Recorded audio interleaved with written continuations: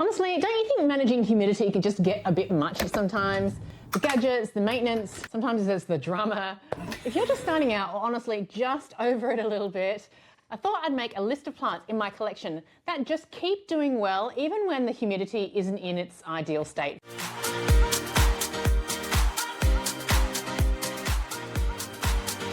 And we're starting off with this beautiful, beautiful specimen right next to me, Philodendron McDowell. Honestly, I am so proud of how this one is doing. Huge leaves, constant growth, no cabinet, no fancy treatment. Now, I'll admit, it is near a humidifier, but this humidifier hasn't worked for a little while. I need to fix it, that reminds me, because we're going into winter.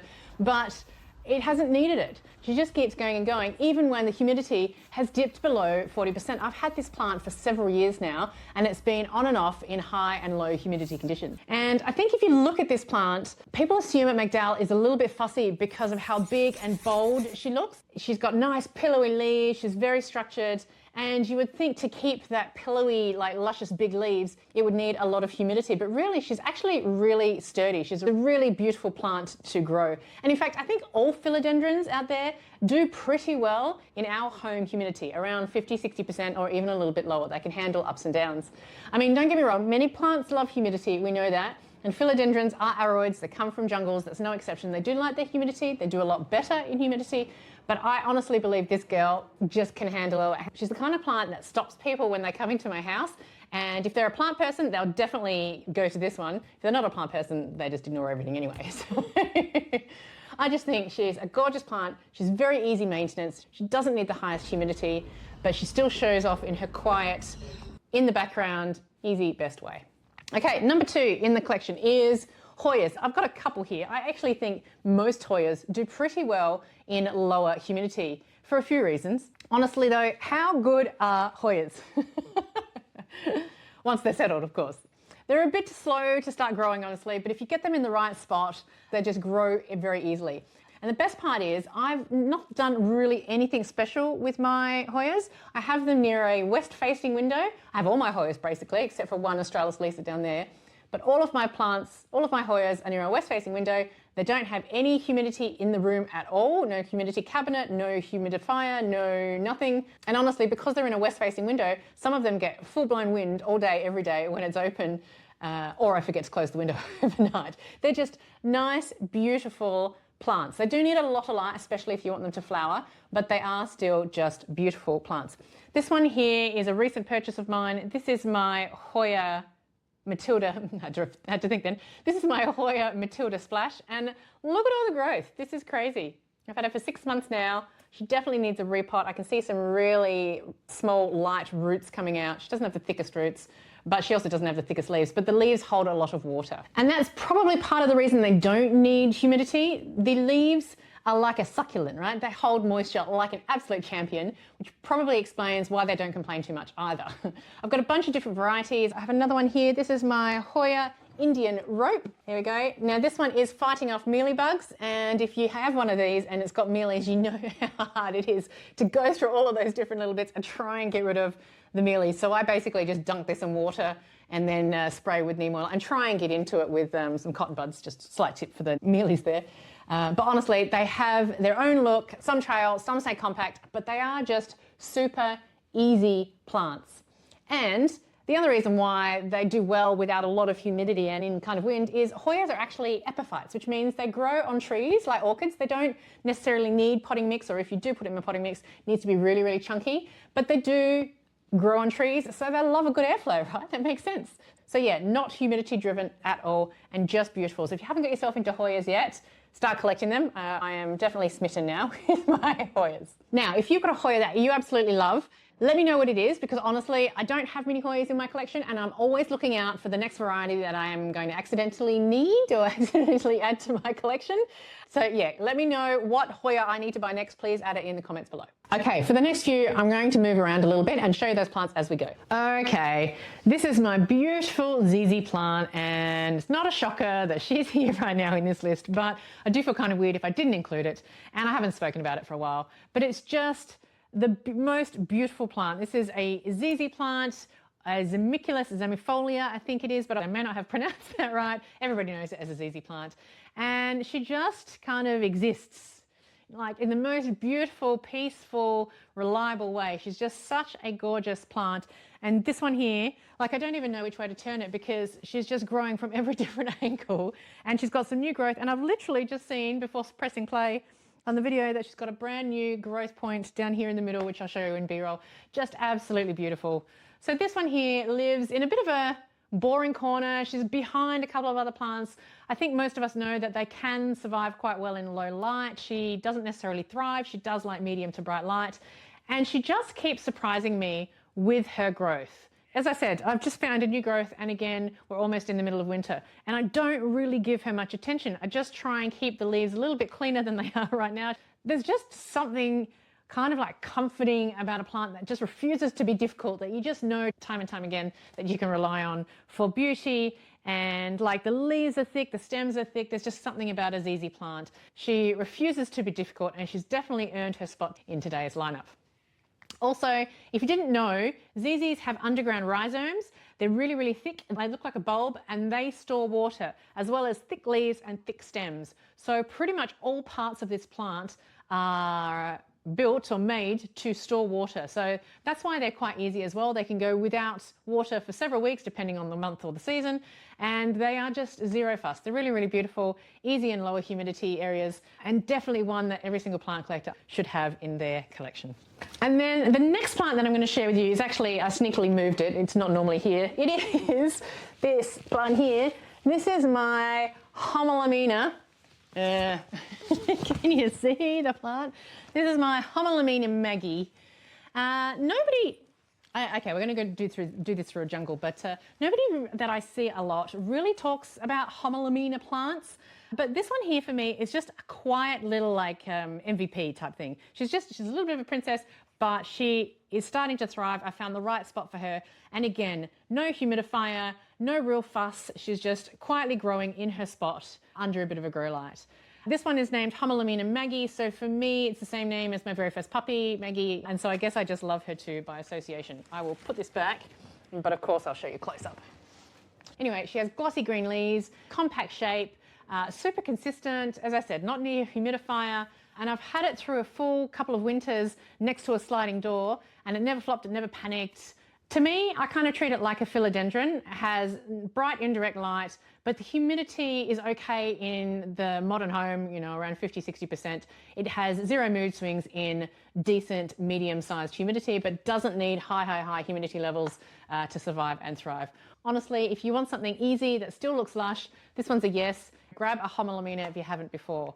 And side note, Homolaminas are actually in the same plant family as Anthuriums and philodendrons, but they're not as fussy as Anthuriums. They're much more closer to me, like I said, as a philodendron. So yeah, same kind of DNA, but way less attitude than an Anthurium. Okay, the next one on my list here, what are we up to? Number 5, I think. This is a Scindapsus pictus, or a silver satin Scindapsus. Honestly, I think Scindapsus, although sometimes hard to say, is just one of those very underrated plants that just doesn't get the spotlight enough. And maybe that's because she's just not a diva or a show-off or anything like that. But honestly, when you look closer at the leaves, the patterns, the silvery patterns are just unique and absolutely beautiful. There are so many new variegations and varieties popping up lately. I saw quite a few, surprisingly, at the plant fair I went to recently in April, which admittedly some of them went straight to my wish list. When you actually look at the leaves, they're stunning. They're this beautiful texture with silver markings. I've seen some yellow variegated ones coming through, and it looks expensive, but it's not, and it's not dramatic at all. Honestly, I've had this one in all different kinds of areas. I've had it in a walkway. I have it right now next to the main door going outside, so there's a lot of constant airflow going around, and it just keeps growing. She's on a moss pole. She's actually growing a lot faster than I thought, because right now there's one stem that's just going straight up the moss pole, and I'm waiting for others to catch up. But honestly, she's still climbing, she's still happy, and she's still just absolutely gorgeous. It's just one of those plants that makes your shelf look styled, even when you've forgotten to water it for a week or so. And also, if you love propagating plants, this one is so similar to propagating a pothos. It's so easy. You can pop it in water, you can pop it in sphagnum moss. Honestly, it's just a really easy plant to propagate. So beautiful look, stunning, easy care for, okay in regular home humidity. and good to propagate. So bonus plant. I don't know why people don't have more of these, to be honest. Okay, let's go to the next one. It's upstairs. So the next plant I'm going to show you is probably the most shocking out of this entire list, and it's just behind me here. I'm going to get it. Now, it's not in the best condition it's ever been.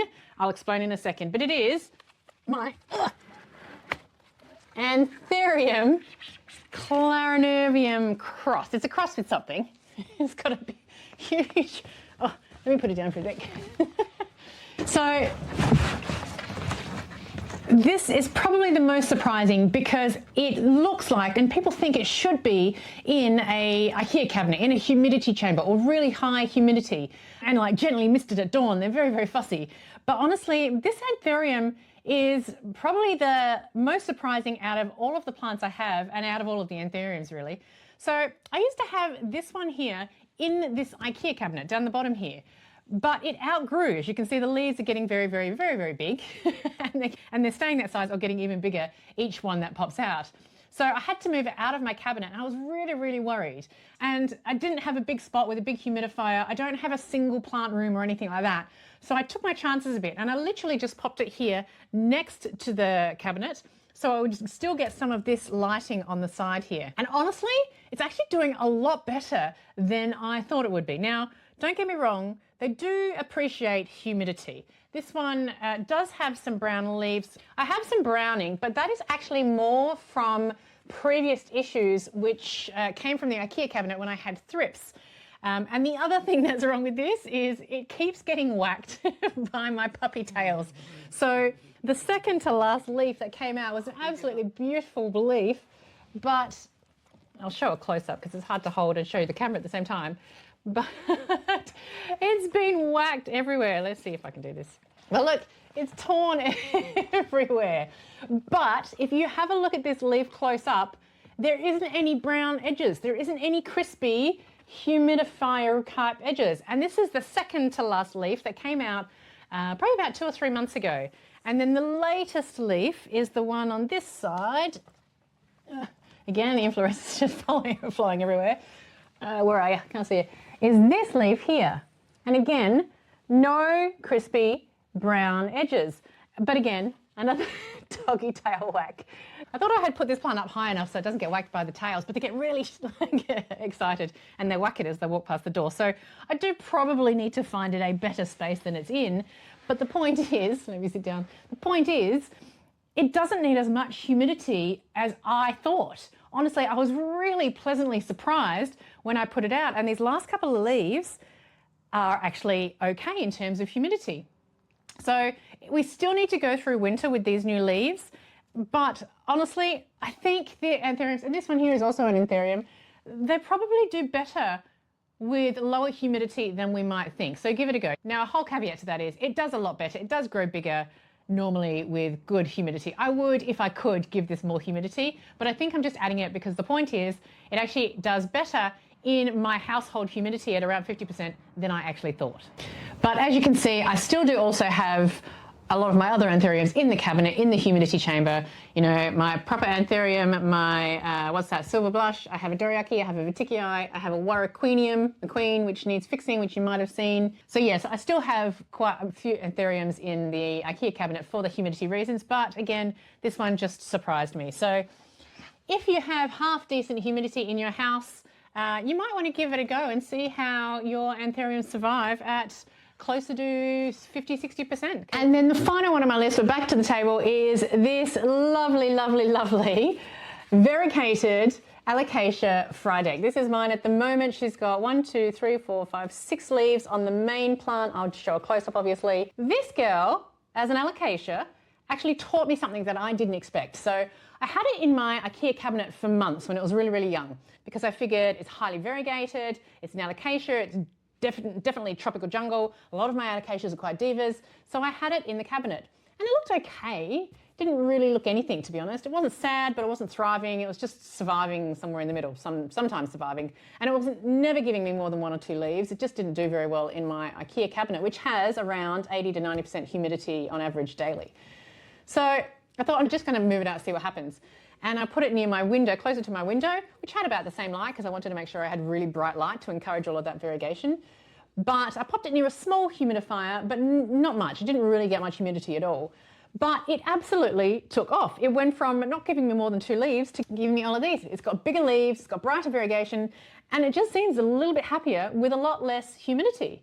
And it actually made me realize that sometimes perhaps I overdo it. I have so many tropical plants that I just assume that every single one of them needs the humidity, but actually not every plant wants to live in a steamy bubble.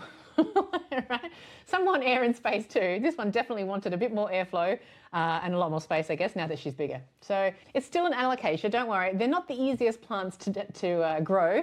And this one is a little bit fussy, but I think I'm getting the hang of her now. You definitely don't need high humidity. I would say 60% is probably ideal for her, but she is currently around the 50% mark at the moment, and she's doing okay too. So I don't ignore her. I keep her soil consistently damp. I wipe over the leaves because they love spider bites, but she's been doing pretty good for me. But honestly, it's a lot easier than I gave her credit for. So if you do have a variegated alocasia, Frydek, try less pampering, see how you go. I'm not sure if that's a guarantee, but that definitely worked for me. Have you ever had a plant where you've moved out what you thought it was its best spot and it started thriving in a spot that wasn't so great? I mean, have you had a plant like this in my situation where you've moved it into a less gooder spot and it got better? This one just surprised me in so many different ways. So let me know if there was one of those plants that did that for you. Maybe I just overestimated how much humidity she really needed, but yeah, this one was definitely a surprise for me and a very nice, pleasant surprise because she's just a beautiful plant, really. Now, if you're still not sure which plants are actually a good fit for your space, then my Plant Buddy tool might help you. You just pop in your location, your climate, your plant, obviously, your experience level with plants, and a few other things. It will ask you some questions, and then from that, it will give you personalized care information for your plant, for your home space, environment, climate. It's super simple to use, and the care tips are actually specific to you, which I do think is kind of rare these days. So I'm really happy that I've made it, and I really do hope you enjoy the tools. So that's my list. 7 plants that don't really need as high humidity as you might think, and yet they still give me gorgeous, healthy, luscious growth and luscious leaves. Let me know which one you already have, which you love, or perhaps you're now tempted to buy one. So let me know if you do try it out. Now, of course, even when we pick easy plants, weird stuff still happens. Brown tips, curling leaves, black spots, weird stuff happening to our leaves that just seem to appear out of nowhere. So if you're not sure whether it's a humidity problem or something else, you might want to check out my next video. I'll walk you through all the signs, black, brown, crispy, curled, what's normal, what's not, and what you can actually fix. Thank you very much for joining me today. You know how it goes if you've been here before. Bringing you leaves, love, and laughter all week long. Have an amazing week. Enjoy everything. And I'll see you in this next video over here. See you later. Bye.